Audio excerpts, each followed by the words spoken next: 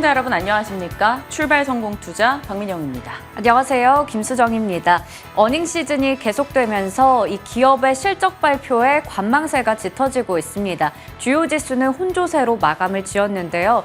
일단 간밤에 가장 중요했던 두 기업이 바로 넷플릭스와 테슬라가 될 텐데 넷플릭스 같은 경우에는 1분기 실적도 아쉬웠고 2분기 가이던스도 시장 예상치를 하회했습니다. 이에 주가가 밀렸었고요. 테슬라 같은 경우에도 순이익이 크게 감소했다라고 하죠. 거기다가 가격 인하를 올해 들어서만 6번이나 발표했다고 합니다. 네. 그런 내용들과 실적을 좀 소화해 나가는 과정을 뉴욕장이 보여줬습니다.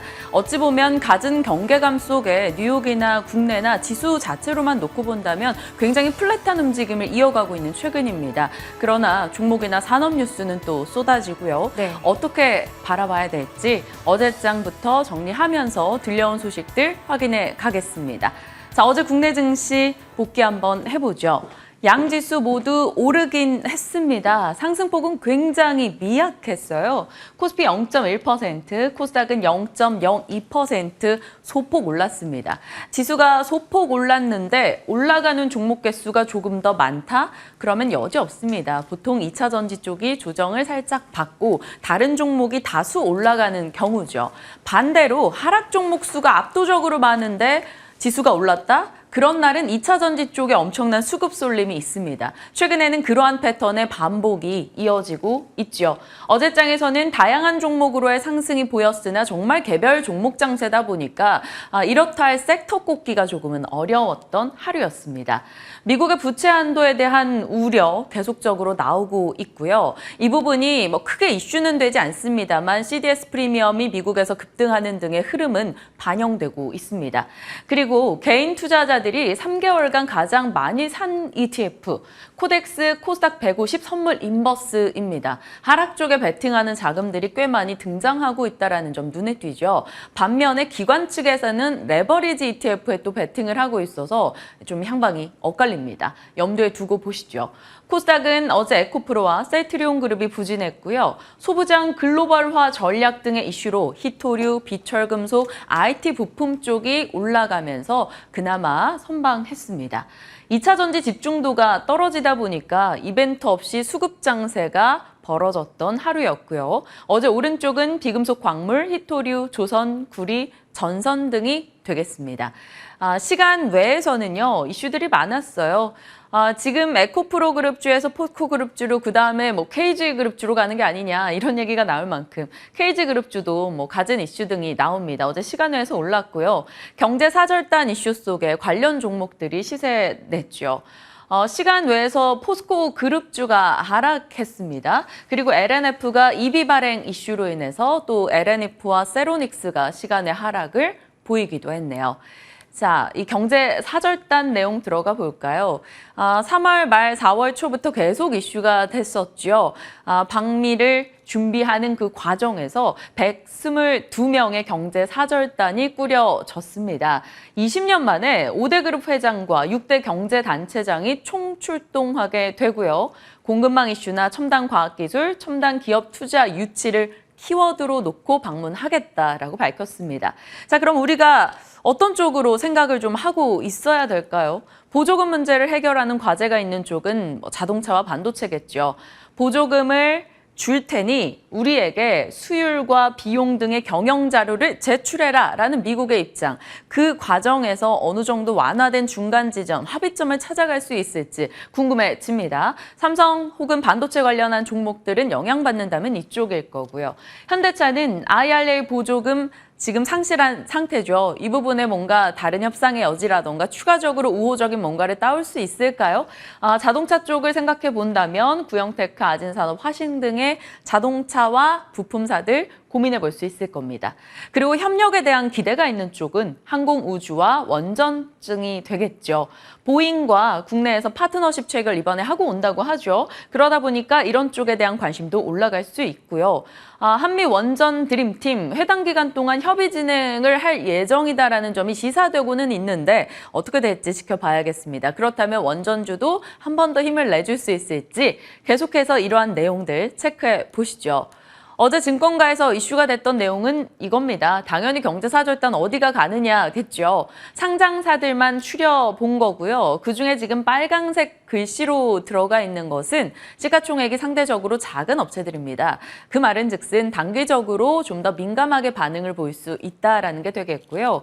시간 외에서 확실히 좀 시총이 작은 업체들이 반응을 보였어요. 삼보모터스가 10%, YIK, 지노맨컴퍼니, 형지 INC 등의 종목들이 상승이었습니다. 그나마 시총이 1조가 넘어가는 쪽에서는 이수화학 등이 5% 정도 올라가기도 했고요.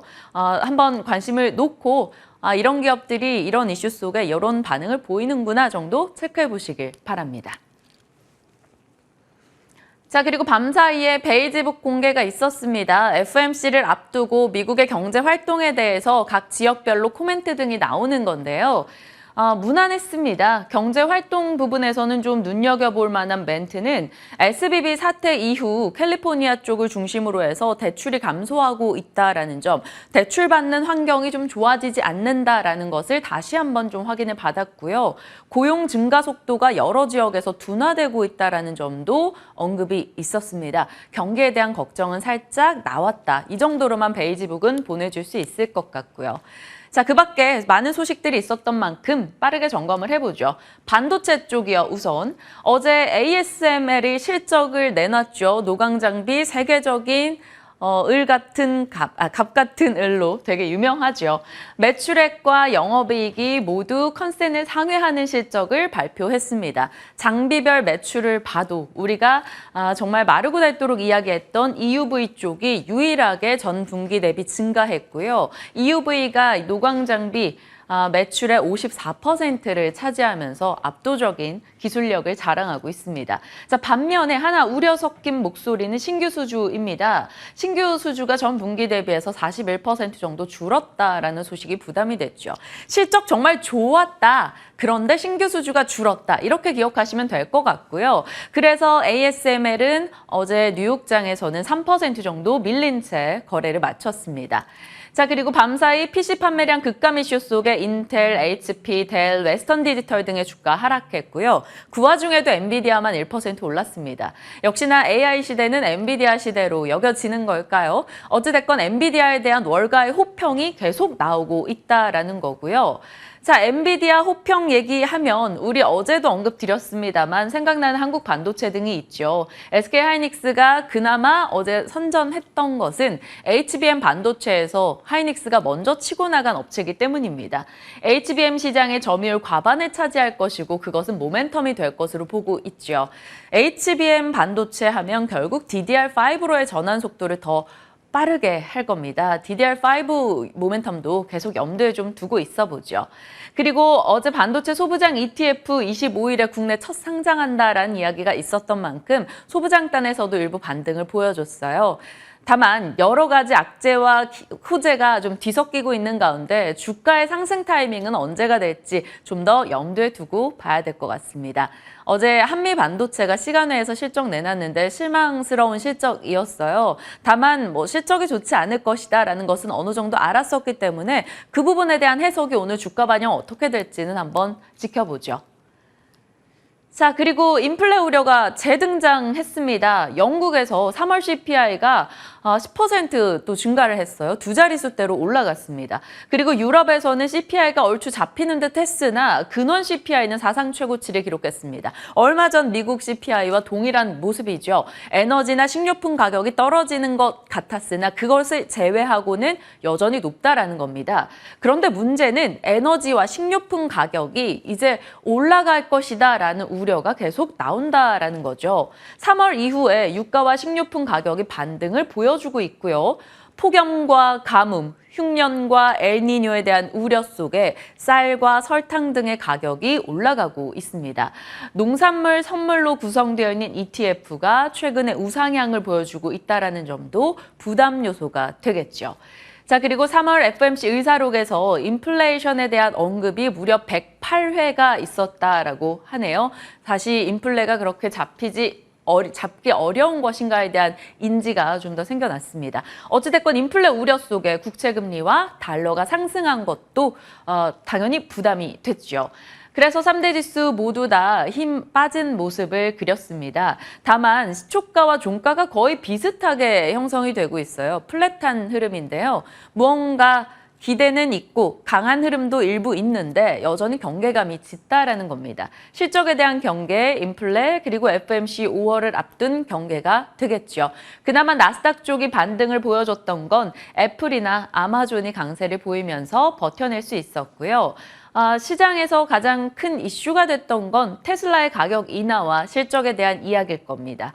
그리고 환율 부담도 다시 한번 등장을 했어요. 역외 환율의 반등이 나타나서 이게 우리 장에 오늘 좀 부담이 될 수는 있겠다라는 생각이 들었습니다. 자세한 내용들 한번 들어가 보죠. 테슬라가 어젯밤이었죠. 6번째로 가격 인하, 올해 들어서 또다시 가격 인하 소식을 전했습니다. 미국에서만 4번째였어요. 테슬라가 이렇게 맘 놓고 가격 인하를 지를 수 있는 건 이겁니다. 작년에 영업 마진이 16.8%, 업계 1위입니다. GM이나 포드 등이 4에서 6% 정도니까 당연히 어찌됐건 치킨 게임 해서 경쟁사를 밀어내겠다라는 것을 형성하고 있는 거고요. 그래서 공격적인 가격 인하를 했습니다. 그래서 연초 대비 지금 테슬라 차량의 가격은 10에서 20% 정도 모델별로 차이는 있지만 저렴해진 상황이죠. 일론 머스크는 테슬라 생산 지금 2배 정도 더 많은 수요가 있다라고 얘기를 하고 있습니다. 하지만 업계에서는 너네 재고 보니까 그렇지 않던데 재고가 늘어나서 가격 낮추는 거지라고 의심의 눈을 계속하고 있습니다. 자, 그런 것을 확인할 수 있는 데이터가 바로 오늘의 실적이었는데요. 테슬라 시간 외에서 하락하는 모습이 나옵니다. 내용은 그래요. EPS 예상했던 수준이 있고요. 매출은 예상보다 좀 더 많았습니다. 그런데 순이익이 줄었어요. 전년 동기 대비 24% 감소했습니다. 차량 인도량은 창사 이래 최대 규모를 기록했고요. 한마디로 가격을 낮춰서 인도도 많이 됐는데 마진이 울고 있다. 이렇게 볼 수 있겠습니다. 1등의 치킨 게임 속에 테슬라는 장중 2%, 시간을 4% 밀렸지만 다른 종목들의 낙폭은 조금 더 컸습니다. 공격적으로 중국에서도 가격을 낮추다 보니까 중국 업체들 폭락이 좀 크게 나왔죠. 니오나 샤오퐁, 리오토 등의 종목들도 하락으로 거래를 마쳤어요. 이 테슬라의 치킨 게임의 결과를 우리가 어떻게 소화할지 오늘 장중 봐야겠습니다. 실적 소식이 계속 들려오고 있죠. 항공 쪽입니다. 유나이티드 항공이 분기 손실이 예상보다 적었다라는 소식에 7% 상승했고요. 이 소식이 힘이 돼주면서 항공주들의 전반적인 강세가 눈에 띄었습니다. 엔비디아 앞서 말씀드린 대로 상승했고요. 아마존도 광고 부분의 인력 해고 소식에 또 오름세를 보이기도 했죠. 뒤늦게 아마존은 AI에 참전했다라는 소식도 있었습니다. 그리고 지역은행이요. 웨스턴 얼라이언스가 실적을 내놨는데 괜찮았고 예금이 증가했다고 합니다. 빠르게 SVB 사태 이후 이쪽에서 예금이 빠졌었는데 다시 많이 예금을 회복했다라는 소식이 들려오면서 24% 폭등이 나왔어요. 그러자 다른 지역은행들 주가도 급등으로 내달렸습니다. 그래서 이쪽 부분 초록색이 바로 지역은행 주가 강세이고요. 보험 쪽에서도 트래블러스가 분기 실적 예상을 상회하면서 급등 나오기도 했네요. 다만 지금 동그라미 쳐둔 부분은 의료용 기기 쪽에서 상승세가 돋보였습니다. 무슨 이슈가 있었을까 하고 찾아봤어요. 의료기기 테마, 의료용 로봇 테마가 오늘장 좋은 흐름을 나타냈는데요. 인투이티브 서지컬이라는 기업이 10% 정도 뛰었습니다. 그리고 실적을 내놨는데 예상보다 괜찮았어요. 왜 급등했고 왜 이슈가 됐을까 찾아봤더니 수술 시스템 제조업체입니다. 1분기에 세계적으로 이 인투이티브 서지컬의 수술 시스템을 사용한 병원이 늘었다라고 하고요. 월가에서는 10% 중반의 연간 성장률을 유지할 것으로 기대한다라고 얘기했습니다. 로봇이 수술하는 게 아니고 의사가 이 로봇 기기를 가지고 수술을 하는 그 과정이겠죠. 이러한 시스템이 앞으로 많이 탑재되고 늘어나고 있다는 점에 대한 이야기가 나온 거고요.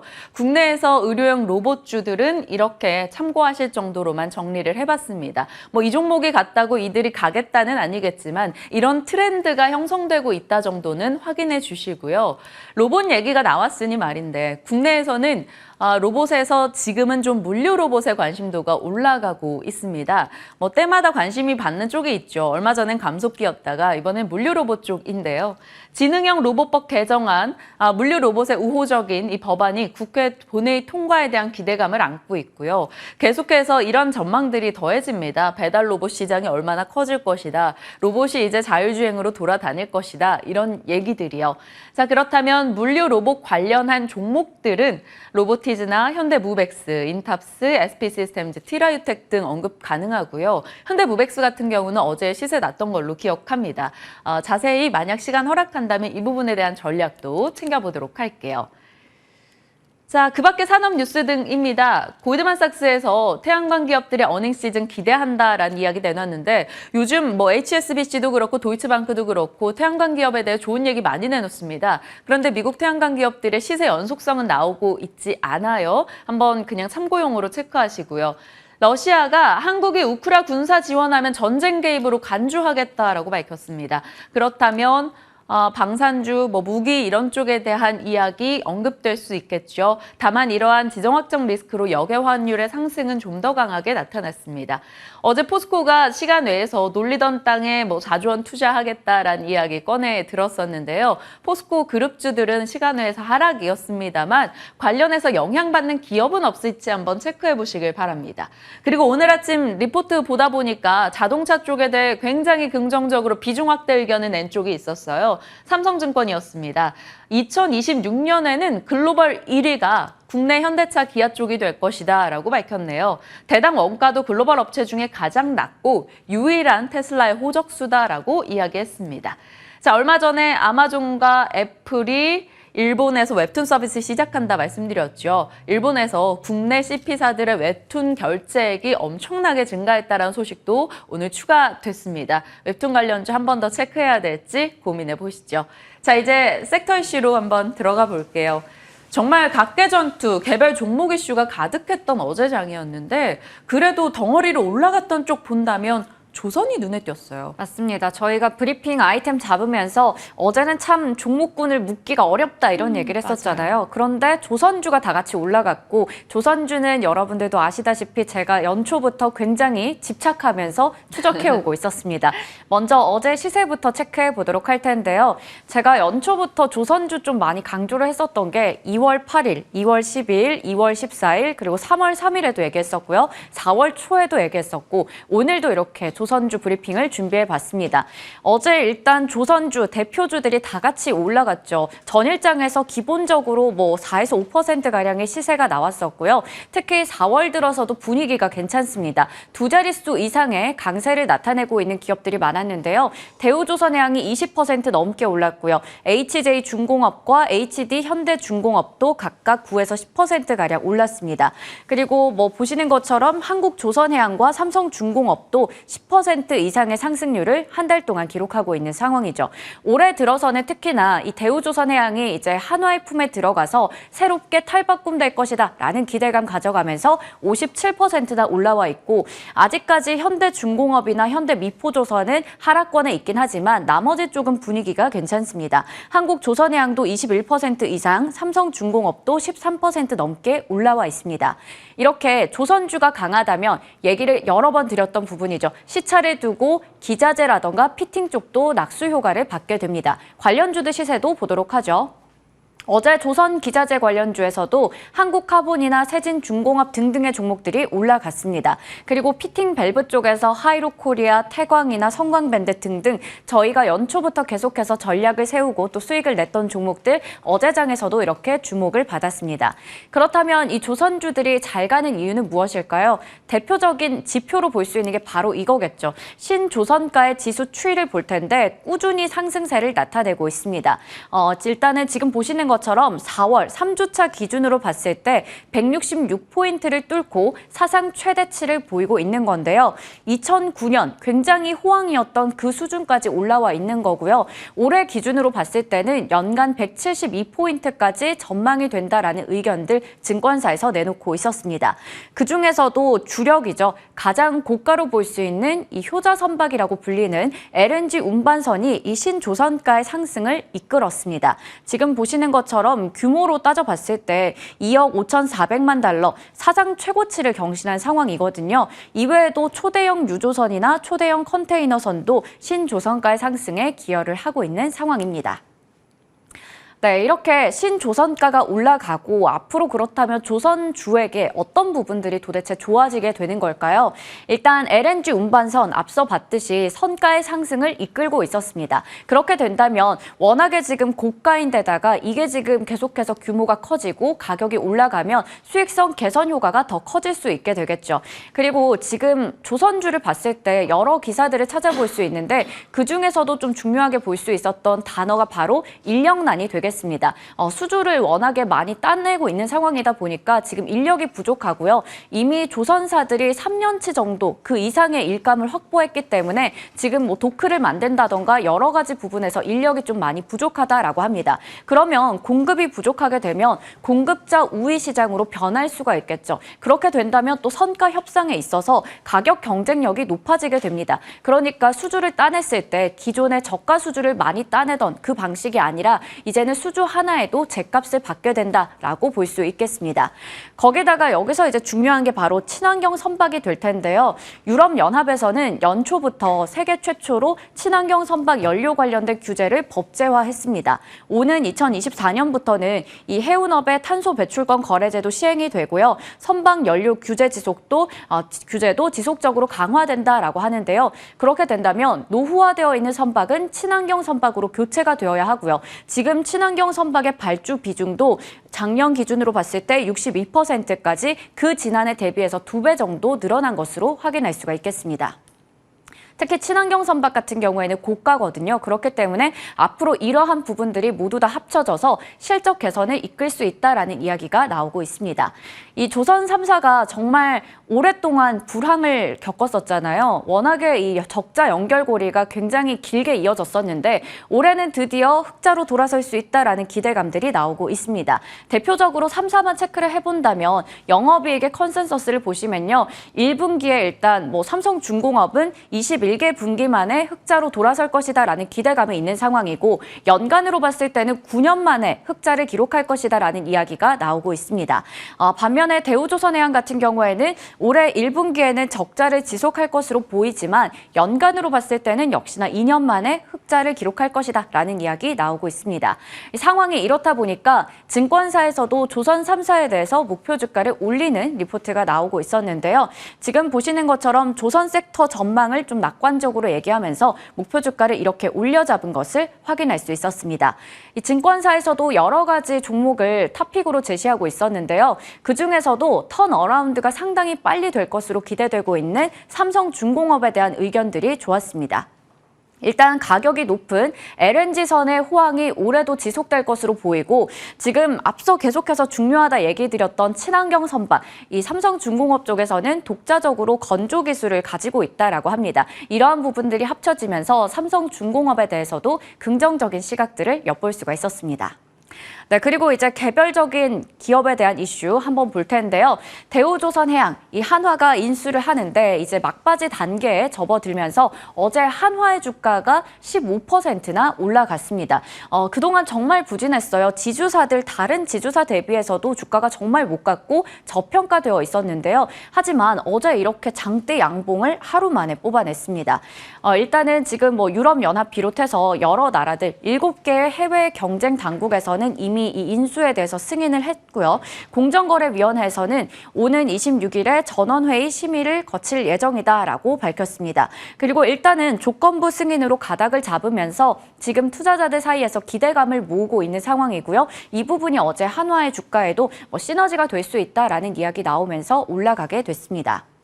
FN가이드에서는 한화의 올해 영업이익이 전년 동기 대비해서 12% 정도 늘어날 것으로 전망하고 있는데요. 한화는 워낙에 지금 자회사들 한화시스템이나 한화에어로스페이스 같은 방산 모멘텀을 가지고 잘 갔던 그런 자회사 대비해서 상당히 못 갔습니다. 그렇기 때문에 일단은 올해는 방산주들, 방산 자회사의 실적에 힘입어서 잘 갈 수 있다라는 이야기 나오고 있는데요. 관련해서 대우조선해양까지 좀 전략을 챙겨보도록 하겠습니다. 그리고 2월부터 제가 계속해서 얘기를 드렸던 게 바로 이건데요. 조선주에게 올해는 유난히 더 기대를 걸 수밖에 없는 이유가 올해는 다를 것이다라는 이야기가 나왔기 때문이죠. 앞서 계속 봤듯이 저가 선박 중심의 수주 경쟁이 아니라 이제는 잘 팔리는 배를 계속해서 팔겠다라는 게 되겠습니다. 이 고가 선박 위주로 양보다 질을 따지겠다라는 게 되겠고요. 워낙에 지금 여러 조선사별로 수주를 잘 냈다 뭐 이러한 소식들 찾아볼 수 있었습니다. 일단 기본적으로 올해 수주 목표치에 상당히 많은 부분들을 이미 좀 어느 정도 확보하고 있다라고 하고요. 기본적으로 뭐 3년치 이상의 일감을 따냈다라는 이야기도 전해지고 있어서 이 부분들 봤을 때 조선주 지금 봐도 괜찮지 않을까라는 생각도 드는데요. 그렇다면 조선주가 드디어 불황 딱지를 뗄 수 있는지 업종 내에서 어느 쪽을 보면 좋을지 이야기 나눠보겠습니다. 조선주도 계속적으로 말씀 주셨고 그 사이에 또 시세도 났었는데 어떤 전략이 필요할지 같이 고민해 보겠습니다. 자, 그리고 구리가 계속 말이 나오네요. 구리에 대한 이야기 정리해 보겠습니다. 경기 침체에 대한 우려도 분명 같이 안고 있는 시기다 보니까 구리가 그렇게 잘 나갈까에 대한 고민들 하실 겁니다. 하지만 구리는 일단 점점 귀하신 몸이 돼가고 있습니다. 구리를 많이 쓰는 소비국 중 하나죠. 중국의 경제 활동도 있고요. 세계 2위 구리 생산국인 페루의 정치적 혼란으로 인해서 구리 수출량이 줄었다라는 것도 영향을 줄 겁니다. 그리고 광산업체들은 여러 가지 환경 규제 등으로 인해서 신규 투자를 줄여가는 과정이고요. 칠레에서도 이 물이 부족하거나 캐내는 금속의 품질 문제로 인해서 채굴 규제 등을 강화하고 있습니다. 그러다 보니까 구리가 점점 귀해지는 느낌이고요. 그래서 빠르게 선제적으로 구리를 확보하고자 하는 세계적인 광산 업체들의 움직임이 눈에 띄고 있습니다. 하루 사이에 추가된 소식은 글렌코어 측에서 텍리소스라는 광산업체 인수에 적극적으로 나서고 있다. 30조 베팅을 할 예정이다. 이런 얘기도 있었고요. 얼마 전 BH부터 허드베이 미네랄, 리오틴토 등 세계적인 광물 업체들 모두 다 구리 쪽을 확보하기 위한 움직임에 많이 움직임을 보이고 있다라는 겁니다. 그들은 왜 그럴까요? 로봇이나 신재생, 자동차, 건축물, 통신기기, 동전, 하물며 녹그릇까지도 모두 구리가 쓰이고 있습니다. 기존에 알던 것들 제외하고요. 로봇과 신재생, 자동차 쪽만 해도 앞으로 구리 쓰임이 늘어날 수밖에 없다라는 건 자명해 보이죠. 이런 얘기를 지속적으로 말씀을 드렸습니다. 11월 23일에 S&P 글로벌 보고서를 소개하면서 이야기 드렸던 대로 인류가 여지껏 살아오면서 캤던 구리를 앞으로 22년 안에 캐야 된다. 왜냐하면 탄소 중립으로 가기 위해서는 신재생에 들어가는 구리량이 엄청나기 때문이다라는 점을 여러 브리핑을 통해서 전해드렸었고요. 어제 블룸버그가 구리 재고가 18년 만에 최소치다. 세계가 소비하는 일주일치도 지금 감당 못할 정도다라는 얘기를 다시 한번 얹었다라고 소개한 바 있습니다. 미국에서는 구리 관련주 이 정도로 언급이 됩니다만 한국에서는 점점 구리 관련주들이 늘어나고 있습니다. 이때 11월 23일 이후에 느리게 구리에 대한 관심을 갖자라고 말씀드렸고 이구 산업 같은 경우는 지금 100% 이상, 풍산도 50% 넘는 상승을 보이고 있습니다. 자, 늘어나는 구리 관련주들. 구리 있고요. 그다음에 전기차에도 구리가 많이 들어가니까 충전도 마찬가지죠. 전력설비 전선에도 당연히 구리가 들어갈 수밖에 없습니다. 풍력, 태양광, 각종 터빈에 구리가 쓰이죠.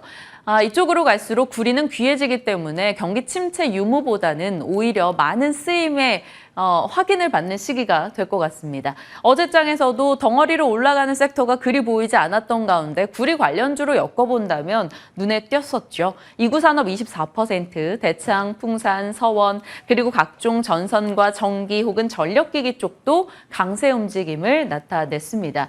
엘컴텍은 우리 금 관련주로 많이 알고 있잖아요. 그런데 엘컴텍이 몽골에 구리 광산을 보유하고 있다라는 소식에 어제장에 또 올라가기도 했습니다. 이렇게 하나둘씩 구리 관련주들이 늘어납니다. 기존의 구리 좀 직접적인 관련주인 이구산업이나 풍산 등은 100에서 50% 지금 몇 달 안에 올라와서 부담스럽다면 다른 쪽으로 구리 모멘텀을 안고 있는데 또 다른 기대를 할 수 있는 게 있을지 그걸 찾아보는 것도 대안이 되지 않을까 싶기도 하네요. 이런 부분 담아서 지금부터 전략 챙겨보겠습니다. 함께 하시죠.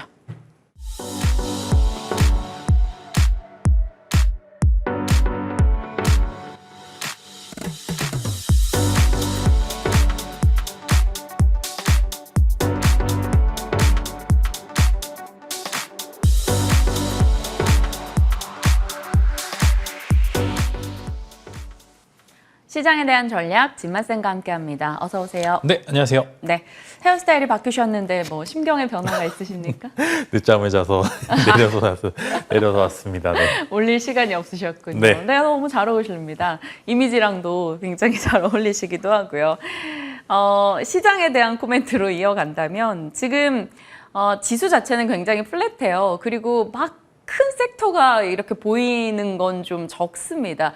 개별 종목이라서 이게 개별 종목으로 여기저기서 올라가는 게 많으니까 대응이 쉬울 것 같으면서도 또 막상 이렇게 덩어리로 가주는 게 없으니까 어렵게 느껴지기도 해요. 이런 시장 어떻게 대응하고 계세요? 네, 어려울 수밖에 없습니다. 지금 주도 섹터와 그다음에 비선호 섹터와의 간극이 굉장히 심하고요. 사실 가는 종목만 가는 장세가 이어지고 있습니다. 그래서 다들 아마 그 생각하실 겁니다. 내가 혹시나 2차 전지 종목을 사는 순간이 최고점이 될까 봐 개인 투자자들이 선뜻 손이 안 나가는 시장이기도 하고요. 그럼에도 용기 있게 매수하셨던 분들만 지금 수익을 보고 있는 상황입니다. 그다음에 올랐던 종목만 계속 오르는 시장이기 때문에 사실상 뭐 2차 전지는 굉장히 좋지만 정말로 이제 컨텐츠 종목 잘못 잡으셨던 분들께서는 생각보다 시장이 재미가 없을 수도 있고요. 시드가 움직이지 않아서 매일매일 좀 고민을 하고 있는 시장이긴 합니다.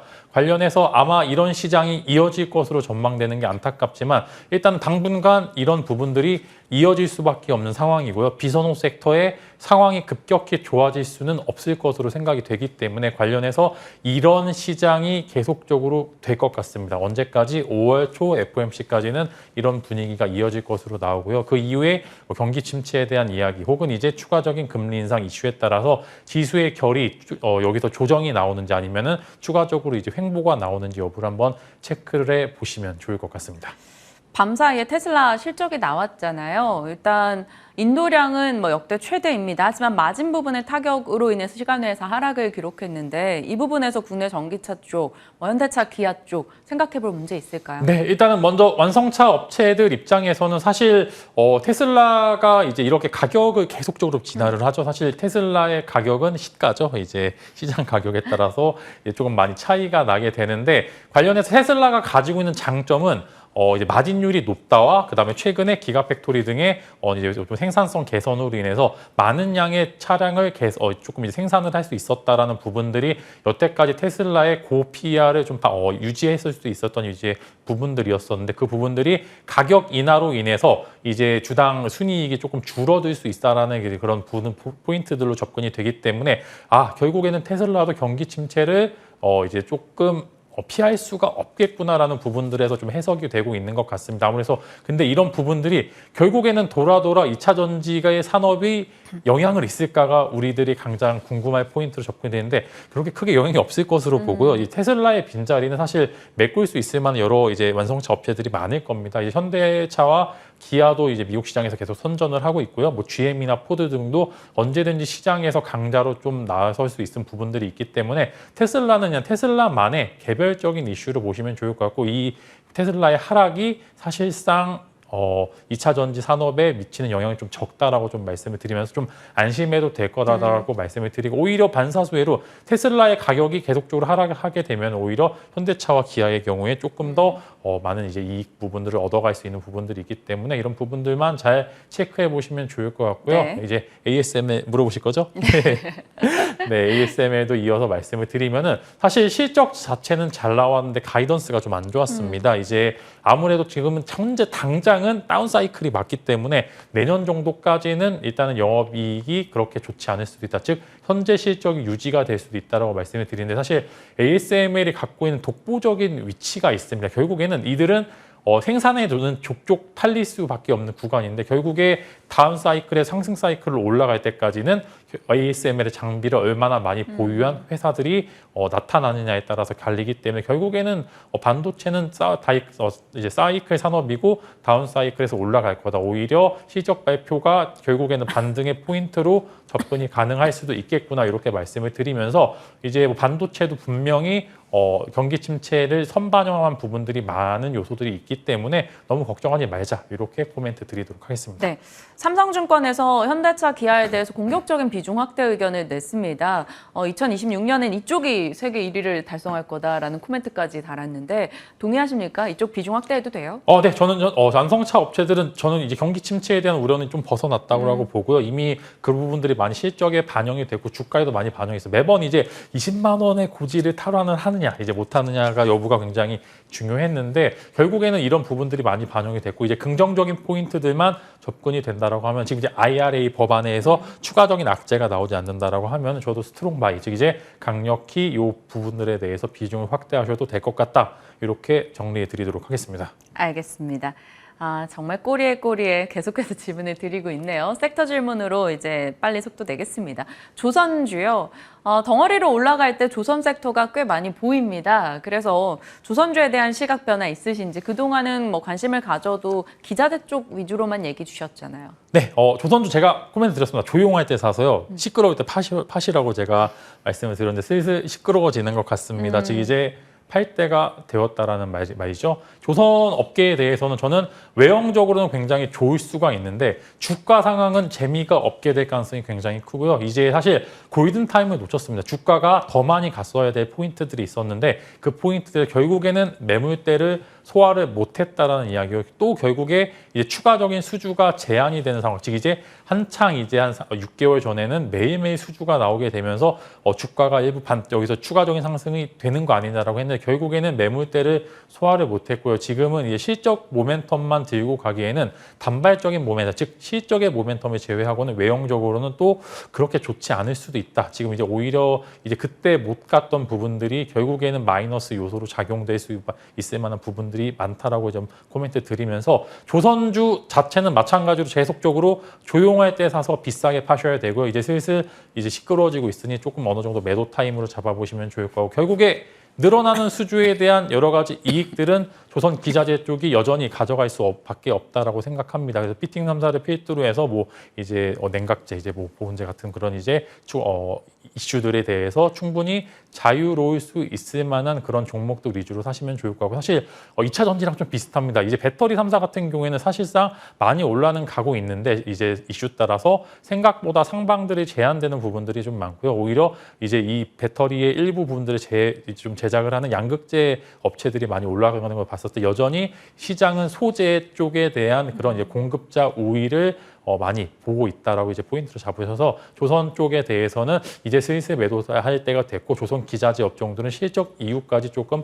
끌고 가셔도 될 것 같다. 이렇게 정리를 해드리도록 하겠습니다. 네, 조선 기자재 쪽에 좀 더 무게 실어주셨어요. 자, 구리 쪽도 저희 얘기 계속 나눠봤습니다. 그런데 어찌됐건 구리 쪽 시세가 계속 나고 구리 관련주로 생각해 볼 수 있는 영역이 점차 넓어지고 있어서 다시 한번 정리를 합니다. 지금 뭐 이구산업, 뭐 풍산 이런 쪽은 꽤 많이 올랐어요, 이미. 그럼 다른 쪽에서 대안을 찾아볼까요? 아니면 어떤 식의 매매 전략을 취해야 될까요? 사실 이제 구리 관련주를 보시게 되면 뭐 구리를 생산하고 있다라는 포인트보다는 구리 관련된 산업에 있는 이제 그런 재고 자산을 이제 포인트로 잡아서 이제 내가 이제 회사가 운영하고 있는 이제 산업에 대해서 구리 관련된 이런 이제 재고 자산이 많게 되면은 사실상 구리 가격이 올랐었을 때 그런 재고 자산이 이제 조금 더 올라가게 되면서 좀 포인트로 잡아서 올라가고 있는 부분들이 많은 사실 뭐 이제 그런 포인트죠. 구리 산업을 하고 있는 이제 사업이나 혹은 이제 상사처럼 이제 생산을 해서 이제 좀 이제 무역처럼 이제 왔다 갔다 하는 그런 업체로 이제 포인트를 잡아야 되냐 그 차이긴 한데 사실상 구리 업체들에 대해서는 이제 사실 너무나 의외로 또 이제 시가총액이 무겁기 때문에 단순한 테마성 이슈 정도로 아마 마무리될 것 같고요. 구리 가격이 상승은 하고 있지만 뭐 이제 경기 침체가 또 오게 된다라고 하면은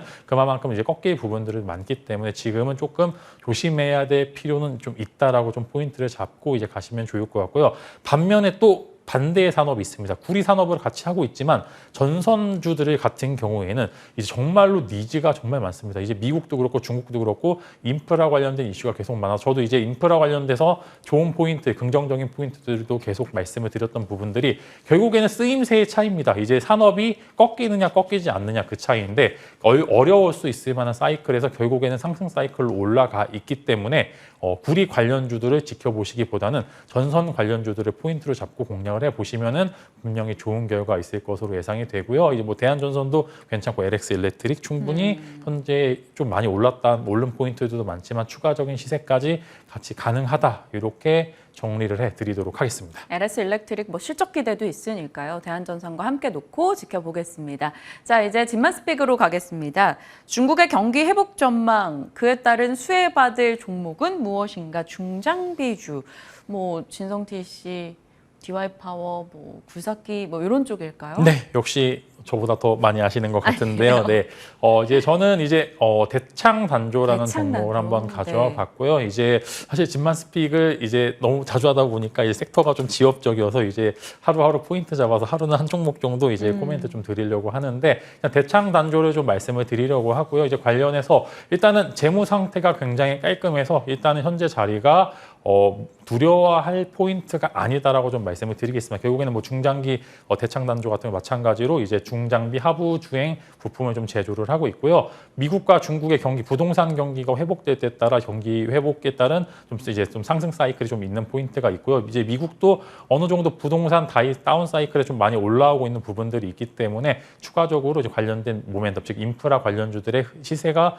계속적으로 좀 나올 것으로 좀 생각이 되고 있습니다. 그다음에 뭐 매출도 그렇고 영업이익도 이제 뭐 400억대를 유지를 하고 있기 때문에 현재 시가총액 라인에서는 굉장히 부담스럽지 않은 자리이기 때문에 여러분들이 이제 좀 어느 정도 그냥 1주일, 2주일 끌고 가기 굉장히 좋은 종목이다 말씀을 드리면서 최근에 진만스픽에서 굉장히 긍정적인 결과가 많이 나오고 있습니다. 그래서 여러분들이 한 종목 정도는 공략을 해 보셔도 좋을 것 같습니다. 진만스픽 종목들이 좋습니다. 제가 그중에서 한 종목만 AS 짧게 부탁드릴게요. 30초 안에. 현대무백스요. 이 종목이 4월 14일 진만스픽 종목이었는데 어제 상한가로 제가 봤거든요. 네. 갖고 계신 분들은 어떻게 해요? 저는 이제 일단 시초에 어제 상한가를 갔기 때문에 일단 시초부터 해서 이제 분할 매도 포인트 잡아보시면 좋을 것 같고요. 이제 여기서 더 추가적인 시세가 나올 수도 있겠지만 이제 그럼에도 한창 이제 주식은 또 좋은 올라간 주식을 팔고 내려간 주식을 좀 사야 되는 포인트가 있기 때문에 방금 이제 말씀드린 이제 뭐 예를 들어 현대무백스를 보유하고 있는데 어떡하죠라는 그런 질문에 일단 분할 매도 하시고 제가 방금 설명드린 대창 단조 쪽으로 옮겨 보셔도 이제 좋지 않을까 싶습니다. 네. 명확하게 젊은이의 패기와 함께 또 전문가의 시각으로 전략을 주고 계시니까요. 참고해 보시길 바랍니다. 진만쌤과 함께 했습니다. 고맙습니다.